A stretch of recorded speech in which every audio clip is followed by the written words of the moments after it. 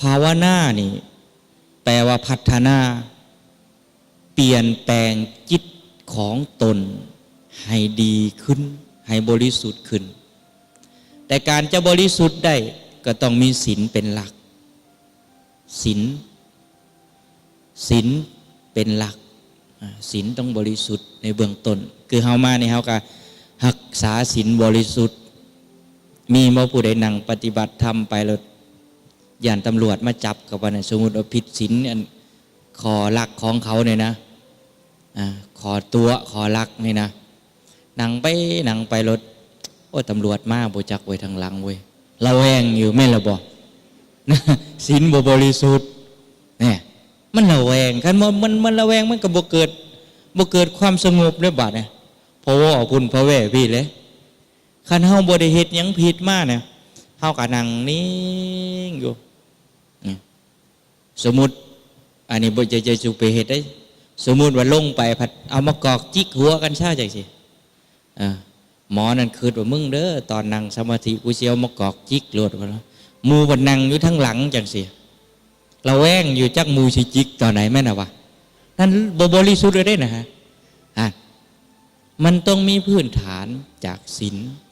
คือความบริสุทธิ์ทั้งกายทั้งใจแล้วให้จังพบกับความสงบได้ต่อมามันมีคำว่าภาวนาจิตตภาวนาทั้งจิตพัฒนาจิตให้ฮู้อารม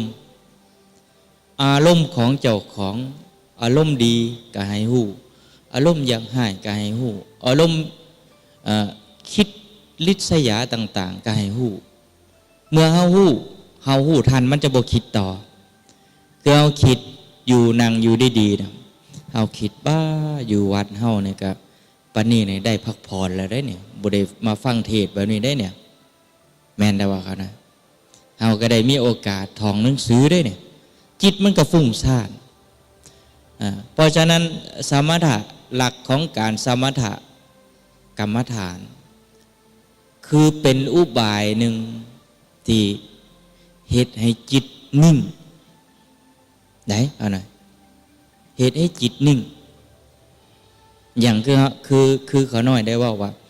อย่างยกตัวอย่างอานาปานสติกำหนดลมหายใจเข้าออกเบิ่งหายใจเข้าหายใจออกหายใจ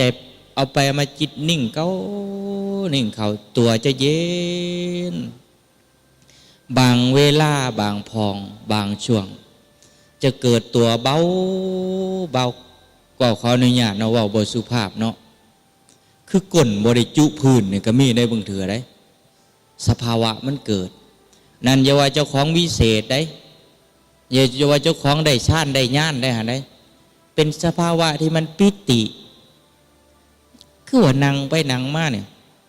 เย็นหมดจากที่เคยเจ็บปวดนะเป็นสภาวะของสุขะเป็นความสุข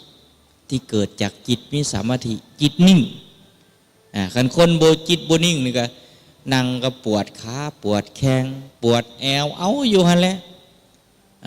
โยกซ้ายโยกขวาอยู่ฟังเทศก็โอ้ให้มือได้จังสิจบเด้ลำคาญเด้เกิดการลำคาญไปหมดบัดเนี่ยถ้าคนมีความสุขบัดเนี่ยนั่งฟังไปปฏิบัติไปตามพ่อแม่ครูบาอาจารย์ว่าก็จะเกิดความนิ่งสบายเกิดความเบาสบายเกิดการว่างอันนี้คือสมถกรรมฐานว่าภาวนาทั้งจิตให้จิตสงบนิ่งมีอุบายหลายๆอย่างที่เพิ่นมาบริกรรมคืออย่างขน่อยว่ากันไปกันมาว่าอย่างพุทโธนี่เพิ่นบริกรรมก็คือจิตเฮาไปยึดแต่ว่าพุทโธนั่นแหละจิตนิ่งพอนิ่งเกิดสมาธินั่นแต่ว่าสิ่งที่เกิดปัญญาบัดนี้ต้องวิปัสสนาแปลในภาษาบาลีวิแปลว่าวิเศษแจ้งต่างวิปัสสนาแปลว่าบำเพ็ญทางปัญญาหรือปัญญาภาวนาคนเฮานี่ถ้าบำเพ็ญสมถกรรมฐานหรือว่าจิตตภาวนาเนี่ยได้สูงสุด ก็จะได้เพียงฤทธิเดชได้คือกันได้ฌานได้ญาณคือกันได้ฌานยังบ่ได้ญาณได้ฌานฤทธิ์เกิดเดชยังมีฤทธิ์มีเดชนั่นคือในสมถะแต่วิปัสสนาจะวิเศษแจ่งต่างก็คือจะหู้ด้วยปัญญาหู้จังไหนคะเนี่ย